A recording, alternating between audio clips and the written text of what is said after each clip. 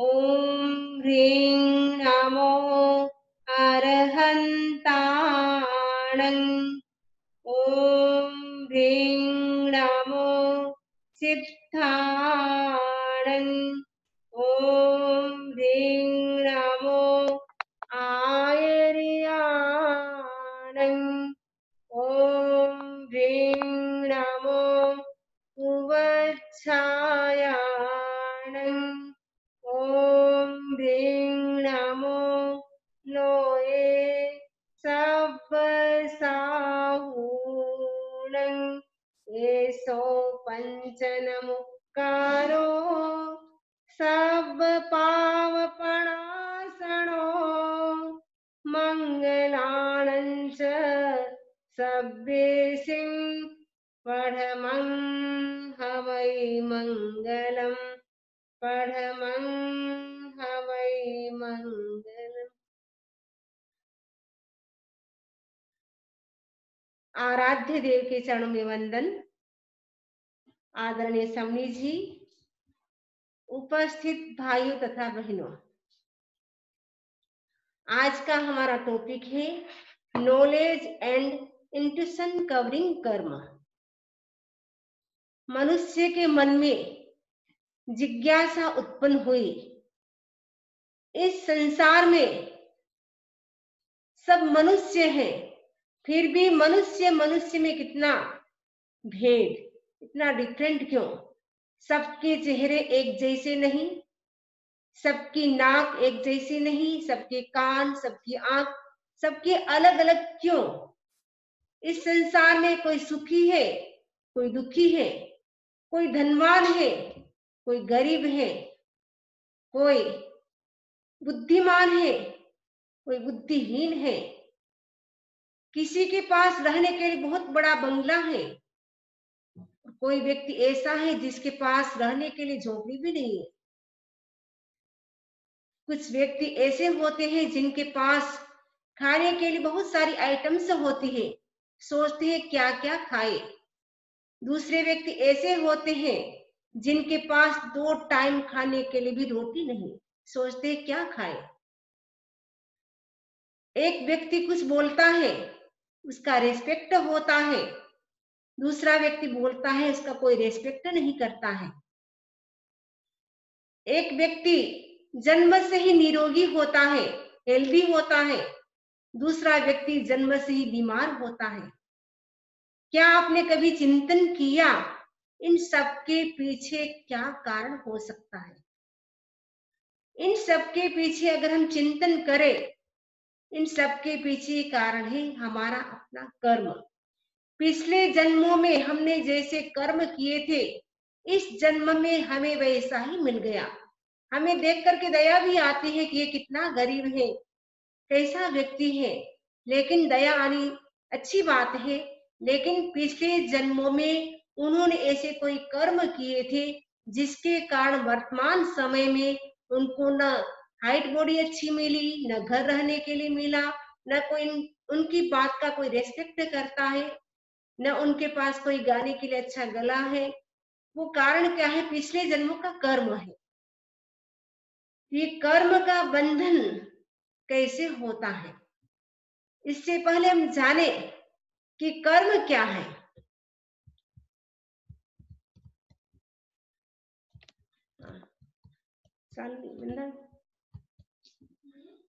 चालू समनी जी arrow press कीजिए, left arrow, right arrow.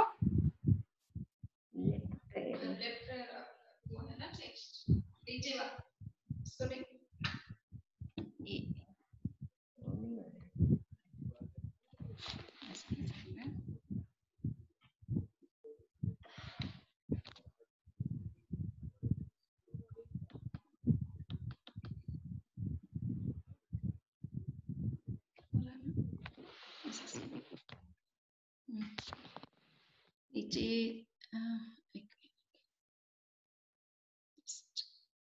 Pen वाला ये ऊपर से हटा दे, बस दिख रहा है अच्छे से?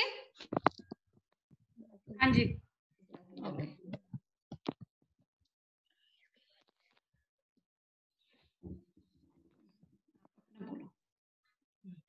बोलो।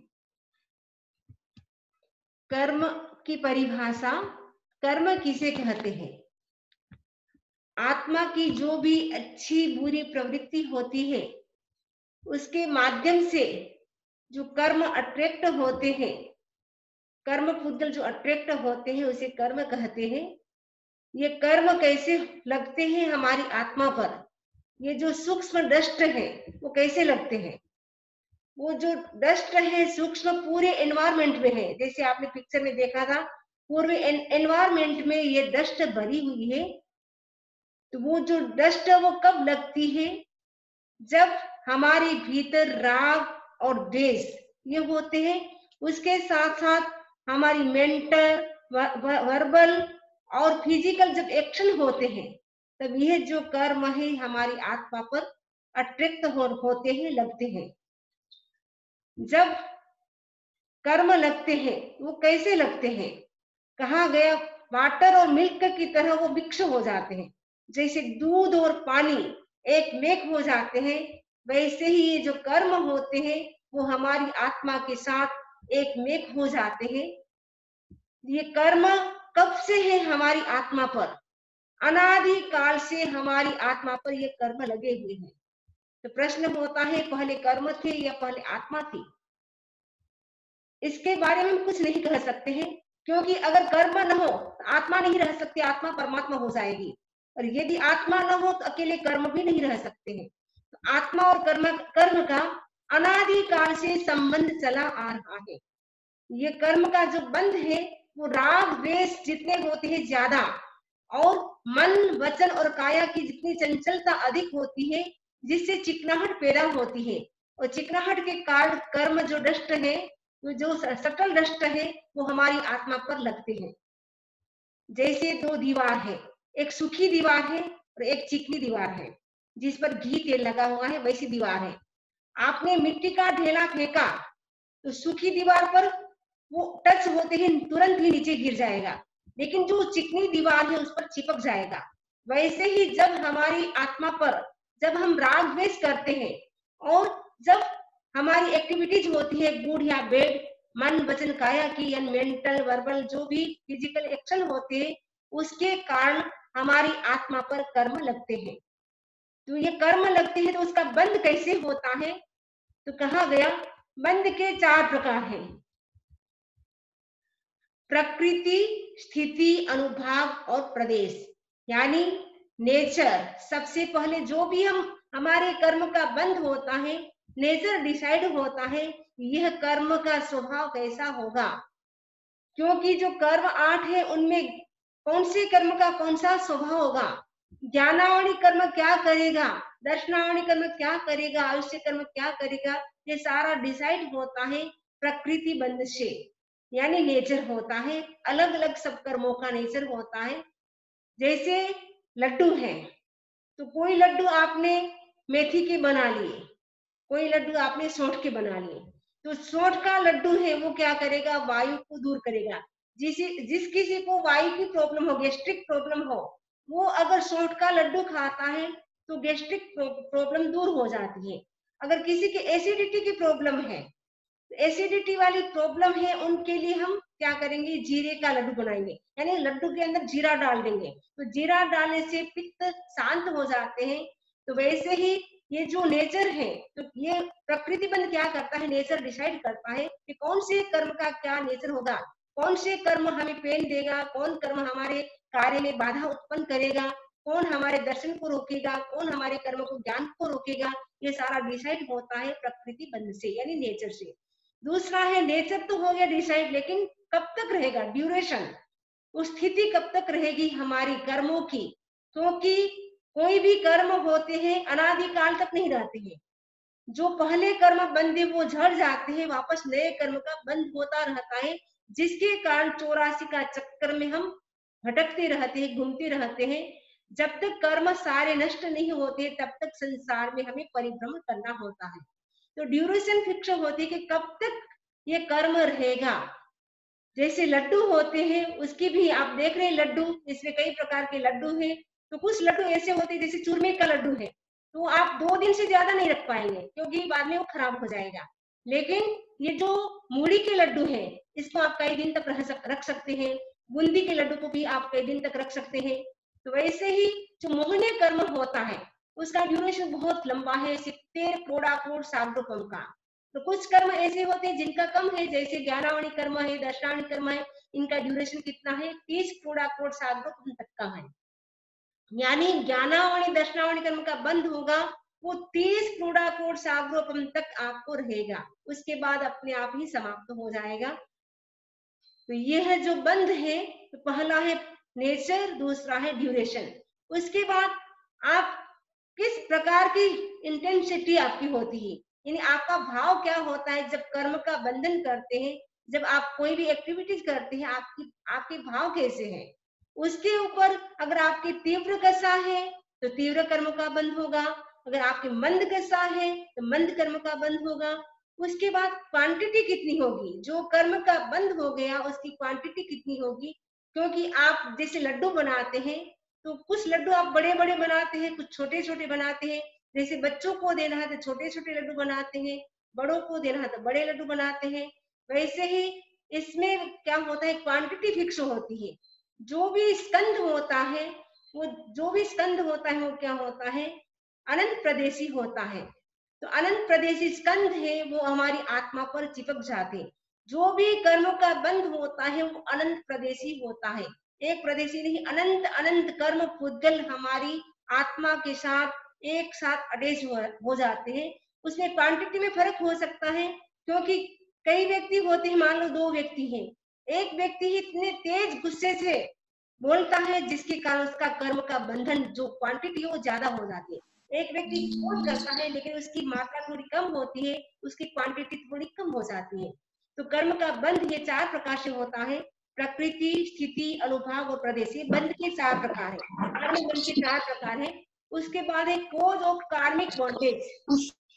ये कर्म बंध के 5 कारण हैं। सबसे पहला है रॉन्ग बिलीफ, यानी मिथ्यात्व। जब व्यक्ति का दृष्टिकोण मिथ्यात्व होता है, रोग होता है, उससे भी कर्मों का बंध होता है, क्योंकि मिथ्यात्व ही कर्म बंध का मूल कारण है। जब तक मिथ्यात्व रहेगा तब तक व्यक्ति के कर्म का बंधन होता रहेगा। और मेंटल डिजायर्स, जब तक हमारे भीतर इच्छाएं होगी, जब हमारे भीतर इच्छाएं होगी तब तक क्या है, कर्म का बंध होता रहेगा। तो दूसरा है अव्रत, यानी जब तक हम त्याग नहीं करेंगे तब तक कर्म का बंध होता रहेगा। जब हम त्याग करते हैं, जो कर्म का रास्ता होता है वो बंद हो जाता है। तो जितनी जितनी हम इच्छाएं डिजायर से कम करते जाएंगे, उतने उतने कर्म का बंध कम होता जाएगा। और तीसरा है, पहला था मिथ्यात्व, दूसरा है अव्रत, तीसरा है प्रमाद। तो प्रमाद, जब व्यक्ति प्रमाद करता है उससे भी कर्म का बंध होता है। कई व्यक्ति होते हैं उनके पास बहुत सारा टाइम होता है, वो पास करते रहते हैं, गप सप करके करते हैं, कोई ताश खेल के करते हैं, तो प्रमाद करते हैं। वो सामायिक कर सकते हैं, स्वाध्याय कर सकते हैं, लेकिन स्वाध्याय सामायिक प्रवचन नहीं सुन करके वो क्या करते हैं, मूवी देखेंगे, टीवी देखेंगे, व्हाट्सएप करेंगे, उसमें टाइम बर्बाद करेंगे। तो एक प्रकार का प्रमाद है। अभी भी सैकरामेंटो में बहुत सारे घर है, लेकिन सारी फैमिली कहाँ अटेंड कर रही है प्रवचन को, क्योंकि अभी तक जागृति आई नहीं, प्रमाद है उनके भीतर। प्रमाद के कारण वो घर बैठे भी वो नहीं सुन पाते हैं। नेक्स्ट है हमारा नेगेटिव इमोशंस, यानी हमारे जो कसाय हैं, क्रोध, मान, माया, लोभ, ये 4 कसाय भी क्या है, जब तक रहेंगे कर्म का बंध होता रहेगा। हमारा पुनरपि जननम पुनरपि मरणम, बार बार जन्म और बार बार मरण क्यों होता है, ये कसाय के कारण होता है। 10वें कालिक सूत्र में कहा गया है, ये जो कसाय है वो पुनर्जन्म रूपी वृक्ष की जड़ को हरी भरी करता है। यानी ये जब तक कसाय रहेगा तब तक व्यक्ति को जन्म मरण के चक्कर से घूमना पड़ेगा, यानी 84 के चक्कर में तब तक उनको घूमते रहना पड़ेगा। ये कसाय भी क्या है, कर्म बंध का मूल कारण है। एक्टिविटीज, एक्टिविटीज का मतलब है मन, वचन और काया की प्रवृत्ति। तो कोई भी ऐसा प्राणी नहीं, चाहे कीड़ी हो चाहे मकोड़े हो, कोई भी ऐसा प्राणी नहीं, छोटे से छोटा प्राणी भी एक्टिविटीज करता रहता है। आप देखते हैं, कभी कभी हम ध्यान से देखते हैं, जब तक चींटी में मकोड़े में ताकत होती है तब तक इधर से उधर घूमते रहते हैं। जैसे उनकी ताकत कम हो जाती है, एनर्जी कम हो जाती है, तो अपने आप बैठ जाते हैं। तो संसार के सभी प्राणी एक्टिविटीज करते रहते हैं। तो जितनी जितनी हम एक्टिविटीज करते रहेंगे तब तक कर्म का बंध होता रहेगा।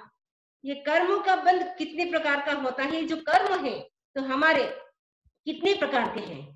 टाइप्स ऑफ कर्म, यानी 2 प्रकार के कर्म है, घाती कर्म और अघाती कर्म। आप देख रहे हैं घाती कर्म, नॉलेज कवरिंग। फर्स्ट है नॉलेज कवरिंग यानी ज्ञानावली कर्म। दूसरा है इंट्यूशन कवरिंग यानी दर्शनावली कर्म। और तीसरा है डेलोडिंग कर्म यानी मोहनीय कर्म। हाँ, चौथा है ऑब्स्टिकल कर्म यानी अंतराय कर्म। ये जो 4 कर्म है वो क्या करते हैं? वो 4 कर्म है वो घाती कर्म कहलाते हैं। तो ये जो घाती कर्म क्यों कहा गया? क्योंकि आत्मा के जो मूल गुण है उसको क्या करता है? वो घात करता है, यानी वो नष्ट करता है। तो घाती कर्म इसीलिए कहा गया कि हमारी आत्मा के 8 गुण है। आत्मा के 8 गुण वो क्या करते हैं? एक एक कर्म को, जो एक एक कर्म है वो आत्मा के 8 गुण को नष्ट करते हैं। तो जो सबसे पहला कर्म है ज्ञानावली कर्म। तो ये जो ज्ञानावली कर्म है वो क्या करता है? ज्ञान गुण को आवृत करता है यानी कवर करता है। जब तक ज्ञानावली कर्म का उदय रहेगा तब तक व्यक्ति को ज्ञान नहीं होगा। तो ज्ञानावली कर्म का उदय होगा तब तक व्यक्ति को ज्ञान नहीं होगा। तो ये कारण क्या है? तो ज्ञानावली कर्म का बंध कैसे होता है? तो ज्ञानावली कर्म का बंध कैसे होता है उसके कारण है। तो सबसे पहला कारण है कि जब व्यक्ति क्या करता है? टीचर का रिस्पेक्ट नहीं करता है, उससे क्या होता है? ज्ञानावली कर्म का बंध होता है। तो आगमों में कहा गया है कि ज्ञानावली कर्म बंध के 6 कारण हैं। तो सबसे पहला कारण है ज्ञानावली कर्म का ज्ञान अथवा ज्ञानी की आसाधना करना। ज्ञान अथवा ज्ञानी की आसाधना करने से क्या है? ज्ञानावली कर्म का बंध होता है। जैसे आपको कोई टीचर सिखा रहा है लेकिन आप क्या करते हैं? उनकी आसाधना करते हैं, सोचते हैं कि ये अच्छा नहीं पढ़ाते हैं। तो आप अगर उनके बारे में नेगेटिव बोलते हैं उससे क्या होता है? ज्ञानावली कर्म का बंध होता है। तो ज्ञानावली कर्म का बंध, दूसरों का हम जो टीचर पढ़ा रहे हैं उनका हम रेस्पेक्ट नहीं करते उससे भी होता है। और अगर हमारे पास ज्ञान है उसको हम देना नहीं चाहते, उसको हम छुपाते हैं, उससे भी ज्ञानावली कर्म का बंध होता है। एक कहानी आती है, 2 भाई थे, दोनों ही दीक्षित हो जाते हैं। तो जो बड़ा भाई था उसकी मेमोरी बहुत कम थी, बहुत ही स्लो स्लो उसको याद होता था। लेकिन जो छोटा भाई था उसको बहुत जल्दी याद होता था। तो थोड़े ही समय में दीक्षा लेते ही उन्होंने 11 अंगों का अध्ययन कर लिया। और जो भी शास्त्र थे जो पढ़ने के थे वो सब शास्त्र को पढ़ लेते हैं, सारा ज्ञान कर लेते हैं। अब गुरु ने देखा ये जो छोटा भाई है बहुत ही उसकी मेमोरी शार्प है, बहुत ही ग्रास्पिंग पावर इसका अच्छा है। उसको क्या करते हैं? 500 शिष्य दे देते हैं और उसको आचार्य बना देते हैं। अब आचार्य बनने के बाद एक गांव से दूसरे गांव विहार कर रहे थे। वो प्रतिदिन अपने शिष्य को पढ़ाते थे। एक दिन शिष्य को पढ़ा लिया, उसके बाद जब टाइम हो गया रात्रि को सोने का, 10 बजे का समय हो गया। प्राय प्राय साधु साध्वी होते हैं वो 10 बजे सोते हैं, 4 बजे उठते हैं। तो 10 बजे का टाइम हो गया, सोने के लिए जा रहे थे, लेकिन उतने में एक शिष्य आ गया। शिष्य ने कहा, गुरुदेव ये इसका आंसर क्या होगा? इसका समाधान करें, मुझे समझ में नहीं आ रहा।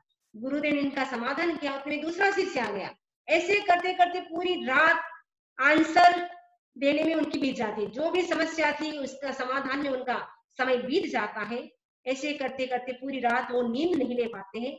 उनके मन में आता है कि मेरा भाई कितना अच्छा है, कितना आनंद से सोता है, आनंद से खाता है, कोई उनको चिंता नहीं, आराम से सब कुछ करता है। और मैं आराम से नींद भी नहीं ले पाता हूँ। उसका कारण क्या है? मेरा अपना ज्ञान, मेरे पास इतना ज्ञान है, इसके कारण मेरे पास अनेक शिष्य आते हैं। आज के बाद मेरे को जो भी ज्ञान आता है वो सब कुछ भूल जाऊंगा, तो आज के बाद मैं किसी को नहीं पढ़ाऊंगा, ऐसा वो संकल्प कर लेते हैं। उससे उनकी निकाचित कर्म का बंध हो जाता है। तो ज्ञान की अगर हम आसाधना करते, ज्ञानी की आसाधना करते, उससे भी ज्ञानावली कर्म का बंध होता है। वैसे ही ज्ञान की आसाधना करने से भी ज्ञानावली कर्म का बंध होता है, तो उनकी निकाचित कर्म का बंध हो गया।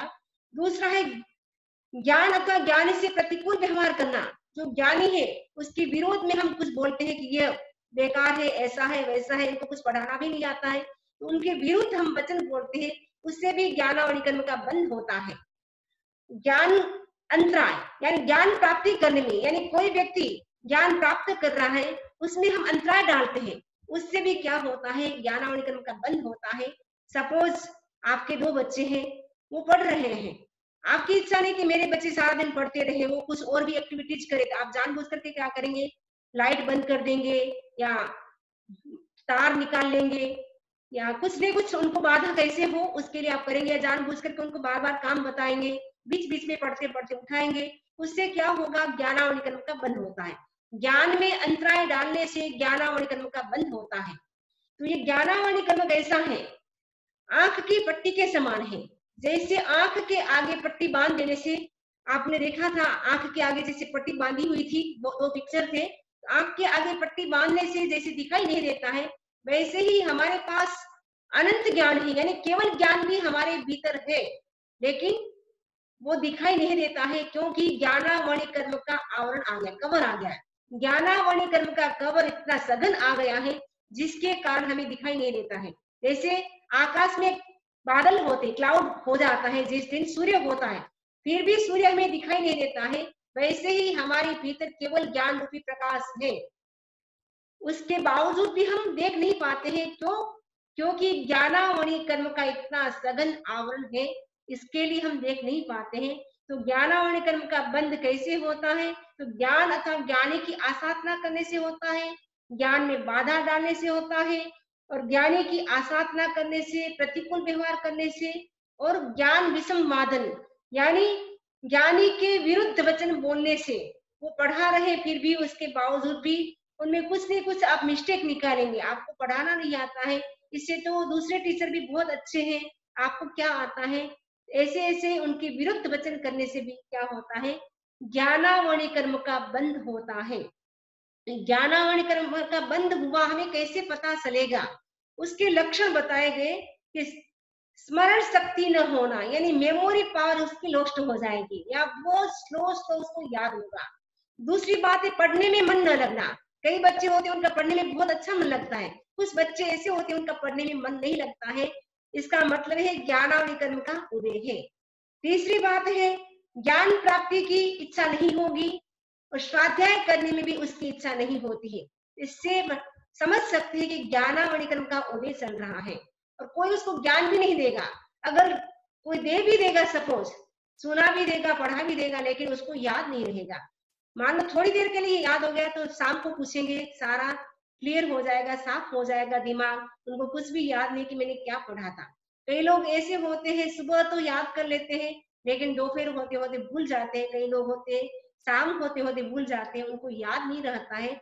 इसका कारण क्या है, ज्ञानावरण कर्म का प्रबल उदय। तो ज्ञान है उसके 5 प्रकार हैं, मति ज्ञान, श्रुत ज्ञान, अवधि ज्ञान, मन प्रज्ञान और केवल ज्ञान। ये जो ज्ञान है बहुत बड़ा खजाना है, ज्ञान एक कला है। जिस व्यक्ति के पास ज्ञान होता है वो सब कुछ कर सकता है। तो ज्ञान के अभाव में व्यक्ति कभी कभी परास्त हो जाता है। तो ज्ञान होना बहुत जरूरी है, लेकिन ज्ञान भी उसका सम्यक ज्ञान होना बहुत जरूरी होता है। तो सम्यक ज्ञान कब होता है, जब व्यक्ति के पास सम्यक दृष्टिकोण होता है, देखने का राइट नजरिया होता है, देखने का एटीट्यूड राइट होता है, तब सम्यक ज्ञान की प्राप्ति होती है। ये जो ज्ञानावरण कर्म है जो बंद हो गया है, उसको हम क्षीण कैसे करें, नष्ट कैसे करें, उसके लिए बताया गया कि स्वाध्याय करें। स्वाध्याय करने से ज्ञानावरण कर्म का क्षय होता है। दूसरा है, ज्ञानावरण कर्म को क्षय करने का दूसरा कारण है, जो भी टीचर है उसका हम रेस्पेक्ट करें, उससे भी हमारा ज्ञानावरण कर्म क्षीण होता है, जो बंद हो गया वो कम हो जाता है, नष्ट हो जाता है। तीसरा है, हम मंत्र करें। तो मंत्र कौन सा करना है ज्ञानावरण कर्म को क्षीण करने के लिए, ओम नमो नाणस्स, ओम नमो नाणस्स, उसको आपको 5 मिनट एवरीडे करना है। तो 5 मिनट आप ओम नमो नाणस्स उसकी माला फेरे, या 5 मिनट आप उसका जप करें, एकदम धीरे धीरे। वो कहाँ करना है, दर्शन केंद्र पर येलो कलर को देखना है, और दर्शन केंद्र पर अपने चित्त को केंद्रित करके येलो कलर में आपको बोलना है ओम नमो नाणस्स। एक बार आप ज्वाइन कर सकते हैं, ओम नमो नाणस्स, ओम नमो नाणस्स, ओम नमो नाणस्स।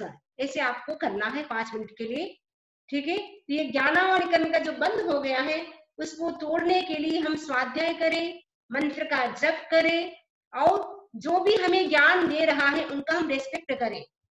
तो रेस्पेक्ट करने से क्या होता है, हमारा जो ज्ञानावरण कर्म का बंध हो गया है उसको हम क्षीण कर सकते हैं। तो जैसे ज्ञानावरण कर्म का बंध होता है वैसे ही दर्शनावरण कर्म का बंध होता है। जो ज्ञानावरण कर्म बंध के कारण है सेम दर्शनावरण कर्म बंध के भी वही कारण है। उसमें केवल ज्ञान के स्थान पर दर्शन शब्द जोड़ना है। ज्ञान तो क्या होता है, विशिष्ट होता है। दर्शन होता है वो सामान्य नॉलेज होता है। जो सामान्य जो जानकारी होती है वो दर्शन से होती है। तो जो दर्शनावली कर्म है वो क्या है, प्रहरी के समान है। जैसे बॉडीगार्ड होता है, तो बॉडीगार्ड क्या करता है, तो बॉडीगार्ड जैसे आपको जाना है व्हाइट हाउस में, ट्रम्प से मिलना है आपको, ठीक है ना, तो ट्रम्प से मिलना है, लेकिन वो क्या करता है, बॉडीगार्ड बोलता है, जैसे बॉडीगार्ड आपको दिखाई दे रहा है, व्हाइट हाउस भी दिखाई दे रहा है, इधर ट्रम्प भी दिखाई दे रहा है, तो बॉडीगार्ड क्या करता है, आपको बोलेगा नहीं जा सकते आप, तो व्हाइट हाउस में आपको जाना है, ट्रम्प से मिलना है, लेकिन जब तक बॉडीगार्ड की अनुमति नहीं मिलेगी तब तक आप व्हाइट हाउस में जा नहीं सकते हैं और ट्रम्प से आप मिल नहीं सकते हैं। वो दर्शनावली कर्म क्या करता है, हमें दर्शन करने में, देखने में रुकावट डालता है। तो दर्शनावली कर्म को तोड़ने के लिए हम क्या करें, दर्शन केंद्र पर जो आईब्रो के बीच का स्थान है दर्शन केंद्र, वहां पर ध्यान करें और संकल्प करें मेरी अंतर्दृष्टि जागृत हो रही है, दर्शनावली कर्म क्षीण हो रहा है। तो दर्शनावली कर्म के उदय से व्यक्ति को नींद ज्यादा आती है, कुछ व्यक्ति ऐसे होते हैं जिसको बिल्कुल नींद नहीं आती है। दोनों समस्या है, किसी किसी को नींद आने की समस्या है, किसी को नींद नहीं आने की समस्या है। नींद नहीं आती है तो व्यक्ति क्या करता है, गोली खाता है, तो कंपोज की गोली खा करके नींद लेता है, वो भी अच्छी बात नहीं है। जिसको नींद नहीं आती हो उनको क्या करना है, सोते समय आपको क्या करना है, योग मुद्रा करना है, योग मुद्रा में आपको सोना है। दूसरी बात, आपको काउंटिंग करना, उल्टी काउंटिंग करना है, जैसे 100, 99, 98, 97 ऐसे उल्टी काउंटिंग करना है। तीसरा प्रयोग आपको करना है श्वास प्रेक्षा, यानी श्वास को देखना है, जितने भी आपके थॉट्स से चल रहे सारे खूंटी पर डाल दे, केवल आप श्वास को देखते रहे, श्वास को देखते देखते आपको नींद आ जाएगी। और एक मुद्रा है सेकंड अंगुली, उसको और अंगूठा इन दोनों को साथ में कर ले, इस मुद्रा में आप सो जाएंगे, 5 मिनट के भीतर भीतर आपको नींद आ जाएगी, ठीक है। दूसरी अंगुली आपको दिखाई दे रही है, दिखाई दे रही है आपको, हाँ, इंडेक्स फिंगर के पास वाली अंगुली है मिडल फिंगर। तो मिडल फिंगर पे आप क्या करें, अंगूठे को स्थापित करें और इस मुद्रा में आप सो जाए, श्वास प्रेक्षा करते करते, डीप ब्रीदिंग करते करते आप सो जाए, कोई थिंकिंग ना करे, विचार ना करे, विचार करेंगे तो आपको नींद नहीं आएगी। तो ठीक है, दर्शनावली कर्म के उदय से व्यक्ति को नींद भी आती है, कई ऐसे होते नींद नहीं आती है। जिसको ज्यादा नींद आती है उनको क्या करना चाहिए, कान खींचे, कान खींची बुद्धि बढ़ाई, कान खींचने से मेमोरी पावर भी स्ट्रांग होता है। कई लोग बोलते हैं याद नहीं रहता है, तो याद न रहे उसके लिए, आपको याद रहे लंबे समय तक, उसके लिए आपको क्या करना है, कान खींचिए बुद्धि बढ़ाई, यानी नीचे से 5 बार खींचना है, बीच से 5 बार, ऊपर से 5 बार खींचना है। तो आपको कान खींचना है, तो कान खींचने से नींद भी आपको कम हो जाएगी। क्योंकि प्राचीन समय में जब आप स्कूल जाते थे तो लेट होते थे तो क्या करते थे टीचर, कान खींचते थे। आज आपने जो भूल की है तो भविष्य में आप वो भूल नहीं करेंगे, उसके लिए क्या करते थे, कान खींचते थे। आपके भी शायद खींचे नहीं खींचे, मेरे तो एक बार खींचे थे, इसलिए मुझे याद है। तो कान खींचने से भी क्या होता है, हमारा मेमोरी पावर भी बढ़ता है और हमारी नींद भी कम हो जाती है। और कपालभाति प्राणायाम करने से भी नींद कम हो जाती है। और दर्शन केंद्र पर रेड कलर का ध्यान करने से भी, जो सूर्योदय का टाइम होता है, सनराइज का टाइम होता है, वो एकदम ब्राइट ऑरेंज कलर होता है, वैसा ध्यान करने से भी हमारी नींद कम हो जाती है। तो दर्शनावली कर्म को क्षीण करने के लिए हम दर्शन केंद्र पर ध्यान करें। आज हमने ज्ञानावली और दर्शनावली, ये 2 कर्म की संक्षेप में चर्चा की है। विस्तार से चर्चा करें तो कई दिन कई महीने लग सकते हैं, लेकिन आगे हमें और भी सुनना है। आज हमारा जो ज्ञानावली कर्म और दर्शनावली कर्म है, 2 कर्म संपन्न होते हैं। इसी आशा के साथ ओम अरहम। अब आप किसी को कुछ पूछना हो क्वेश्चन, आप पूछ सकते हैं।